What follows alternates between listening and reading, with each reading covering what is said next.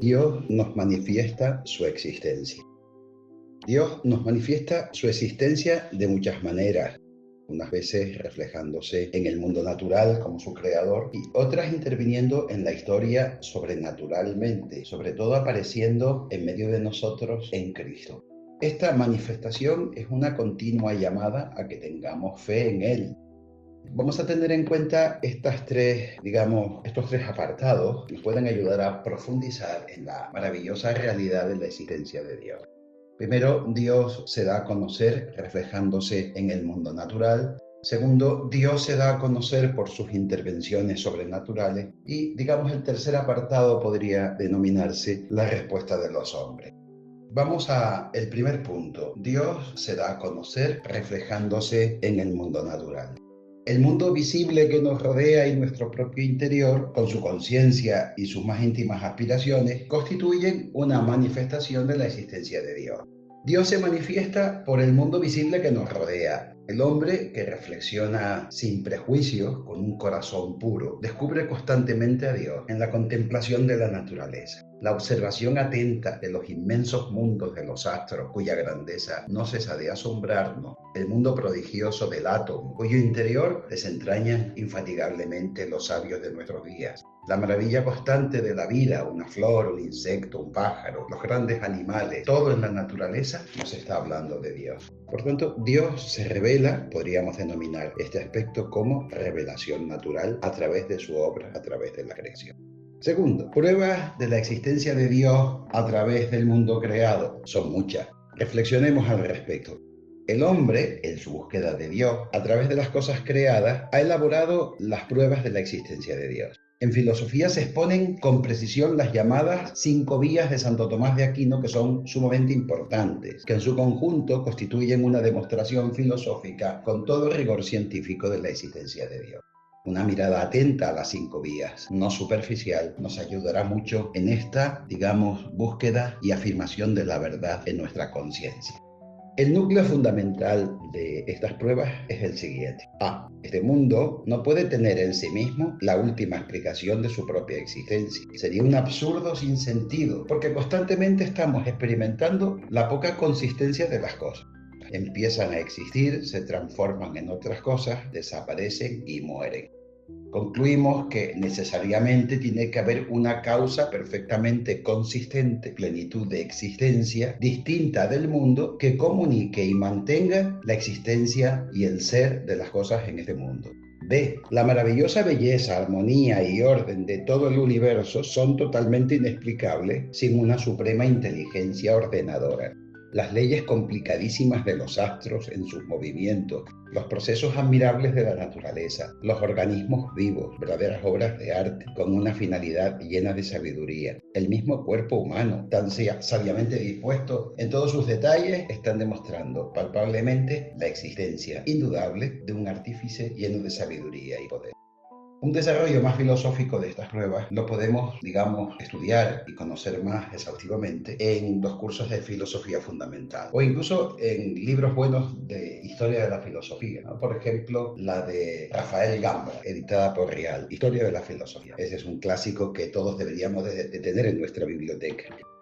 Vamos por el tercer punto. Dios se manifiesta también no solo en la naturaleza, en la cosmovisión que tenemos de la realidad material y de la composición íntima de los seres, sino también en nuestro propio interior. Reflexionando sobre el propio interior, el hombre puede llegar a conocer la existencia de Dios. Pasa que vivimos en un tiempo en el que se piensa poco, se reflexiona poco, se dedica poco tiempo a la contemplación y eso no cabe duda que es una especie de degradación de las capacidades humanas y máxime en estos tiempos que somos sustituidos por las máquinas. Respecto a Dios se manifiesta en nuestro interior, pues hemos de afirmar que en nuestro interior está grabada profundamente en nuestra conciencia la voz de Dios. Voz que nos dice lo que está bien y lo que está mal, que impone una obligación y que se encuentra en todos los hombres y en todos los tiempos. Esta voz no es exterior, no la recibimos de otros, brota de lo más íntimo de nuestro ser, es la voz de nuestro Creador, del que impone sus leyes en nuestra propia naturaleza. La voz de un supremo juez de los hombres. Esto lo experimentamos todos. Además, en nuestro interior hay anhelos insaciables, sed de felicidad, de verdad, de belleza infinita, amor jamás satisfecho. Todos estos anhelos serían vanos e incomprensibles si no existiera ese ser perfectísimo, bien sumo, amor infinito, capaz de colmar todas nuestras aspiraciones más profundas. Para un corazón puro y bien dispuesto, toda la creación transparenta a Dios. La creación es un icono, que significa transparencia. Cuarto punto, la razón humana es capaz de demostrar la existencia de Dios. Es consecuencia de todo lo que acabamos de decir. San Pablo escribe a los romanos diciendo: desde la creación del mundo, lo invisible de Dios, su eterno poder y su divinidad, son conocidos mediante las criaturas. Esto lo encontramos en Romanos 1:20. Y un poco más adelante dice: cuando los gentiles, guiados por la razón natural, sin ley, cumplen los preceptos de la ley, ellos mismos, sin tenerla, son para sí mismos ley. Y con esto muestran que los preceptos de la ley están escritos en sus corazones, siendo testigos de ello su conciencia. El Concilio Vaticano I proclamó que el Dios vivo y verdadero, Creador y Señor nuestro, puede ser conocido con certeza por la ley natural de la razón humana por medio de las cosas que han sido hechas. Esto está en la Constitución del Vaticano I, Dei Filius. Es pues indudable la capacidad de la razón humana para hacer una demostración filosóficamente válida de la existencia de Dios. Quinto punto. ¿Es accesible esta demostración a todos los hombres? Pues cuando se dice que la razón humana puede demostrar la existencia de Dios, no se quiere decir que todos los hombres puedan elaborar por sí mismos esta demostración. No, todos los hombres no llegan a esta conclusión muchas veces. Quizás podríamos concluir que es por falta de reflexión, hasta por falta de serenidad. No hay aplomo para profundizar en los grandes temas muchas veces y que el hombre por comodidad se queda en la superficie. También hay que concluir que no todos los hombres son filósofos, ni siquiera todos los hombres pueden alcanzar a comprender en toda su profundidad filosófica esta demostración. Para comprender la exposición técnica, filosófica de las 5 vías de Santo Tomás de Aquino se requiere, fíjate que esto es importantísimo, son como los preámbulos, por decirlo así. Se requiere pureza del corazón, clarividencia de inteligencia y larga reflexión, muy ausente en nuestros días por lo de la inmediatez y el pragmatismo que priman en nuestra sociedad.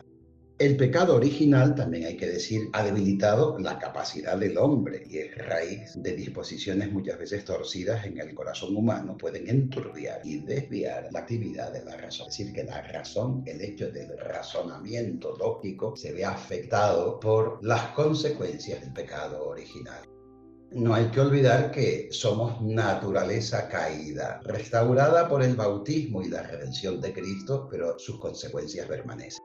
De ahí que en la práctica la eficacia psicológica de estas pruebas racionales de la existencia de Dios sea generalmente insuficiente.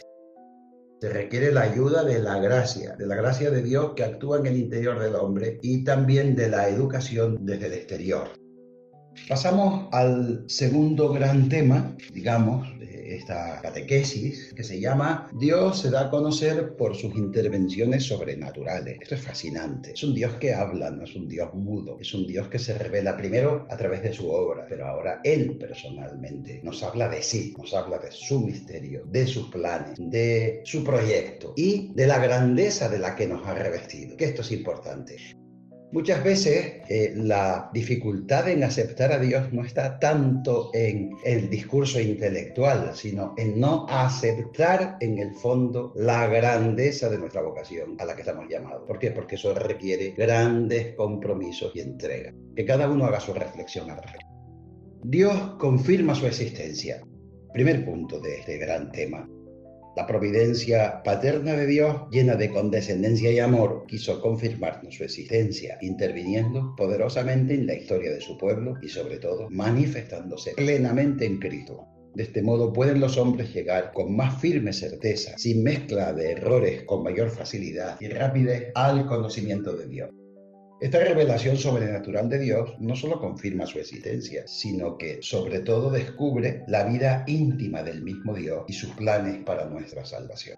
La intervención de Dios en la historia de Israel, su pueblo y sobre todo la aparición de Dios en Cristo son más bien una revelación sobrenatural de la existencia de Dios. Hemos pasado a otro plano, el plano sobrenatural, que no es el objeto del quehacer científico. El quehacer científico se fundamenta en la experiencia, en lo que percibimos a través de los sentidos. Por tanto, la ciencia no puede hacer teología de ninguna manera, porque la teología se mueve en el ámbito sobrenatural.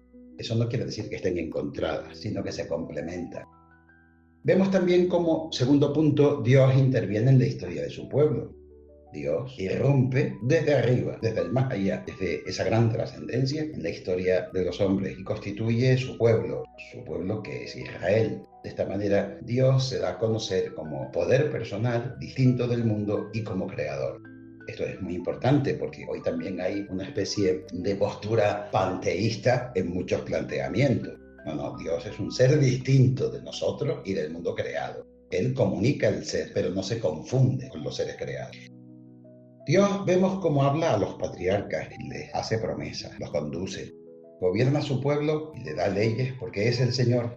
Esta intervención de Dios en una continua llamada a los hombres para que tengan fe en Él y comprendan el sentido auténtico de su vida, someterse a Dios. Dice el Salmo 14:1, los necios dicen, no hay Dios, y se sustraen a la influencia divina, llevando una existencia vacía de sentido. Los que creen en Dios tienen siempre ante sus ojos al Señor y cumplen lo que Él les manda. Y así, entre resistencias y sumisiones, va conduciendo Dios la historia de su pueblo y realizando un plan, su plan de salvación. Tercero, el más importante, Dios aparece en Cristo. Toda la historia del pueblo de Israel está dirigida como una gran preparación y dirigida por Dios, claro, con su providencia, hacia su plena manifestación a los hombres en Cristo. Cristo es la revelación de Dios por su presencia histórica entre los hombres, por sus obras de palabras y también por sus actos. Cristo no solo se revela con sus palabras, sino también con sus gestos. Cristo es enviado por Dios, manifiesta al Padre, el que ve a Cristo ve al Padre, porque Cristo es uno con el Padre. Todos estos textos los recogemos en Juan 5:23, 14:24, Juan 5:30, 14:10 y también Juan 14:9. Cristo es uno con el Padre, que ya lo explicamos en la lección sobre la Trinidad, lo podemos ver en Juan 10:30. Las obras de Cristo dan testimonio de su misión. Con él Dios ha hecho su aparición entre los hombres. La revelación de Dios no es tan solo una afirmación de su existencia, es sobre todo una llamada. Recuerden aquello que dijimos, la grandeza de nuestra vocación. La palabra vocación significa llamada. El Evangelio es una llamada a la bienaventuranza. Esto es fundamental para entender el ateísmo medioambiental, que no es tanto la negación de Dios, sino la negación de su plan, porque es demasiado grande, es demasiado amoroso y el amor es fuente de grandes compromisos. Dios hace visible su amor en Cristo. En Él nos llama a participar en su vida de amor. Dios viene a nosotros en Cristo, nosotros vamos a Dios en Cristo. Y aquí quiero hacer un paréntesis, porque Cristo se nos da a través de María. Por eso, desvincular a María de Cristo es un absurdo total y una especie de fundamentalismo rancio. María es el instrumento, el vehículo utilizado o elegido por Dios, mejor dicho, para Él irrumpir en nuestra historia. Por tanto, María es camino. Y además, camino humano, que eso es importantísimo, porque Dios se ha hecho humano, igual en todos nosotros, adoptando nuestra naturaleza. Sabemos que la naturaleza de Cristo divina y la naturaleza humana se dicen en la persona divina del Verbo, de la segunda persona de la Santísima Trinidad. Cuarto punto, la Iglesia prolonga el anuncio de Cristo. Cristo ha encargado a su Iglesia que siga anunciando a todos los hombres la existencia de Dios. La Iglesia de Cristo, que es la Iglesia católica, a pesar de sus deficiencias humanas, sigue proclamando a este Dios lleno de amor hacia nosotros, hacia los hombres. La extensión de la Iglesia, su abertura con el Evangelio en la mano a todos los hombres de todos los tiempos, el testimonio de tantos mártires, santos, doctores, vírgenes, confesores, todo esto anuncia, también grita la existencia de un Dios que nos conforta en nuestra fe. Vamos a terminar ya con el tercer punto. Es esta lección quizás un poquito larga, pero merece la pena, aunque se oiga de 2 veces. Creo que nos puede aportar algo.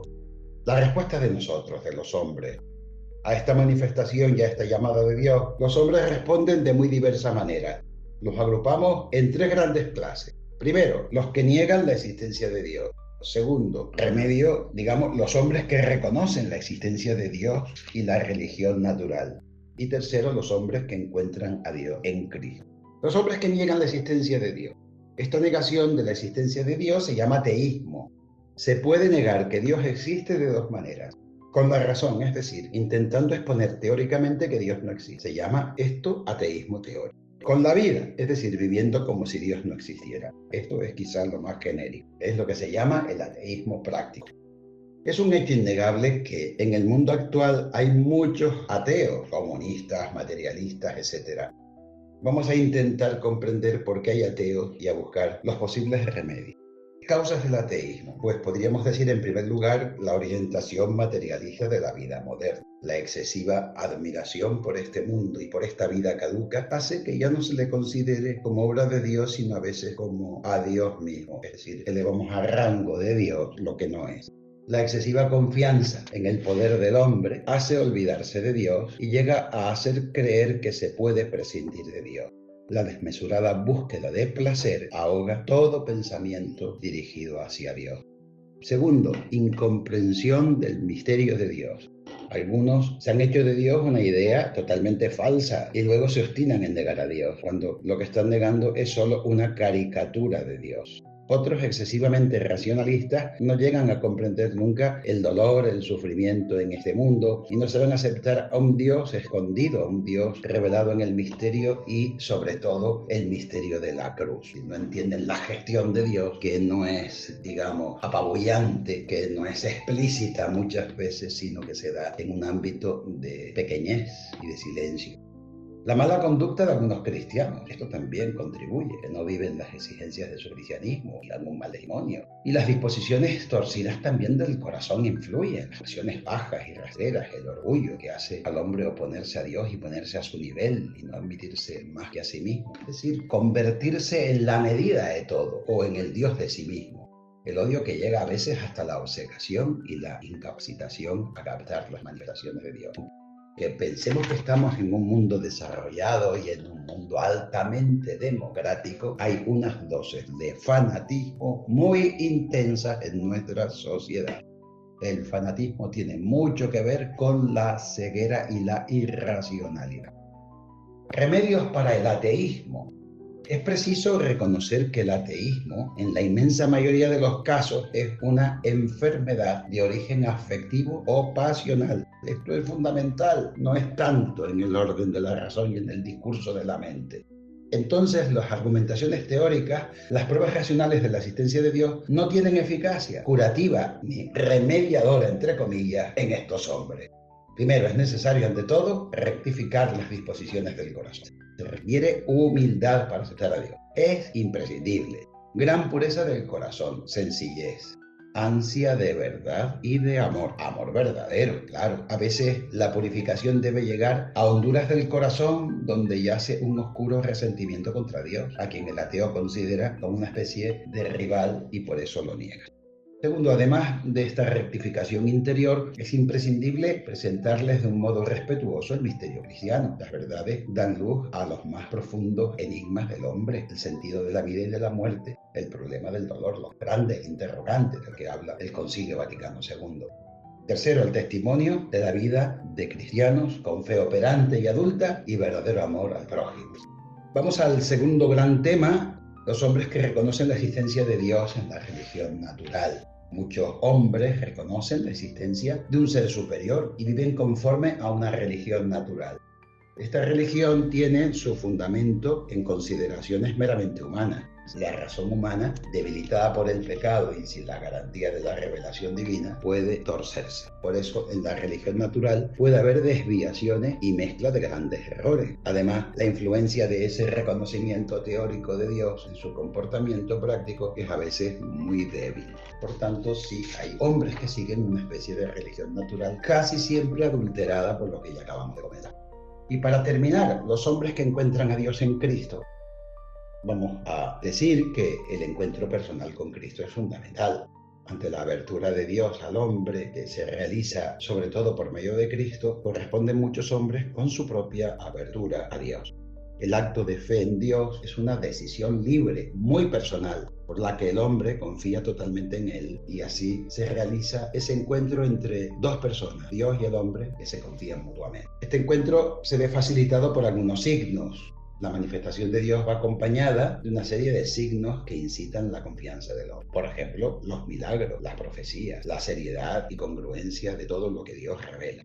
Este Dios que abre su corazón en Cristo nos atrae con su gracia y nos persuade de que es muy razonable el confiar en Cristo e iniciar con la fe la maravillosa aventura de ser cristiano. Aquí, haciendo alusión al gran Papa Juan Pablo II, decía que Cristo es la respuesta de Dios al hombre. El hombre encuentra la respuesta a sus preguntas en Cristo cuando profundiza en Él y le contempla.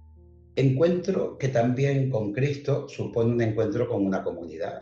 La decisión personal debe integrarnos en una comunidad, la Iglesia. La comunidad salvadora en la que descansa y se apoya nuestra comunión con la fe de todo el cuerpo místico de Cristo, que es la Iglesia, sus teólogos, sus doctores, sus santos, etc. Y para terminar, la religión sobrenatural. Solamente en la Iglesia de Cristo se puede vivir la religión sobrenatural. Esta se funda en la revelación y tiene la garantía de la palabra de Dios y la eficacia de los sacramentos salvadores. Y así, con todo este grupo de hombres que encuentran al Dios vivo en Cristo, se va formando este gran pueblo de Dios que es la Iglesia. Bueno, terminamos esta ya gran tema y un poco extenso, pero creo que merece la pena. Feliz año a todos.